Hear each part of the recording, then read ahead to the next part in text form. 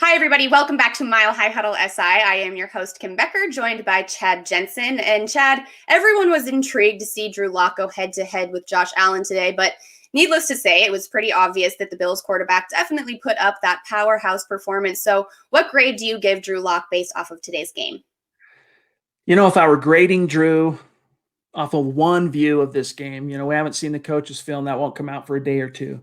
But I would probably give him a D plus. And what's crazy is that just a few weeks ago, if you would have said, hey, Drew Lock led the Broncos offense to not one, but two first half touchdowns, most Broncos fans would have been selling, down the river to be able to have that. Drew Lock did lead the Broncos to two first half touchdown drives. Unfortunately, what happened in the second half was he was strip sacked, he fumbled, it was scooped up by Jerry Hughes, who then went on to make the Broncos offense, who understandably tackling is not their forte, but they are football players. Hughes went on to make that entire offense look like the Keystone Cops as he rumbled and bumbled all the way to pay dirt. And that just took the air completely out of Drew. It took the air out of the offense and obviously the defense. That was the turning point where they just kind of seemed to give it up. So for Drew, you saw some improvements. You saw early on in this game, you saw him kind of, show some grit, show some toughness. What I didn't like, and it's hard to know without watching the film exactly where to point this onus on or onto whose head to put this onus, but there were no shots downfield.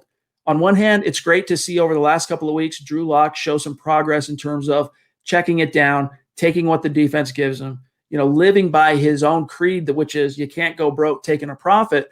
But missing from this game, unlike last week, is he balanced it well in Carolina with the underneath and the deep shots. That was missing this week. There was no vertical passing game.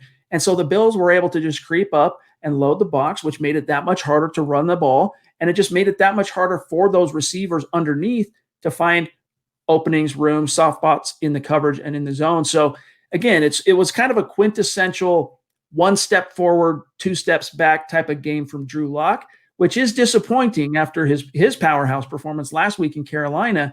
But let's also keep in mind that this came against an elite opponent. And I don't necessarily mean that Bills defense being elite, but as a team, the Bills are elite. That offense led by Josh Allen is a juggernaut. And if you're going to even have a chance at competing with the Bills, you got to be able to put up points. You got to be able to keep up. The Broncos defense certainly couldn't keep up. And Drew Lock showed that he might be able to early, but after that fumble, it was over. So I gave him a D plus. I don't view this, Kim, as some kind of overarching indictment on him as the guy potentially for the Broncos in 2021. But it was a slight step backward, all said. It seems to me like he just gets in his head so much and he has like one momentum stop and he just can't get a grasp on moving that momentum forward at all. Do you notice anything in that manner? I agree. I think there are times where he does get stuck between his own ears. And what I think concerns me the most coming out of this game with Drew is this was another nationally televised game for whatever reason in the big games. And I don't necessarily mean the stakes, right? Like, trying to vie for a playoff spot per se, or, win the division title. Because the Broncos haven't been in striking distance of that since Drew's been in Denver. But big games where the spotlight's on you and you're going against a top tier opponent, Drew has typically, since he's been a Bronco, that's when he turns in his most forgettable games. Now, I wouldn't say this was completely as bad a game as two of the starts he's had as a pro against the Chiefs, both of those in the snow, and then this last one that's actually a solid performance against the Chiefs by Drew at Arrowhead. But I mean more just, it wasn't a giveaway fest. He wasn't completely flummoxed. The second half, he kind of was. But in the first half, he played really well. And that's been atypical of Drew. He's usually the opposite. Forgettable in the first half, but kind of turns it on at some point in the second half. So it leaves you still with more questions. Let's face it, coming out of this game, he didn't really answer anything one way or another.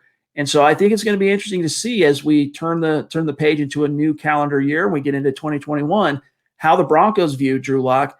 And all I can say is I'm going to be all ears when John Elway sits down for his end of season press conference to hear what his view is on whether or not Drew is the understood quarterback in 2021.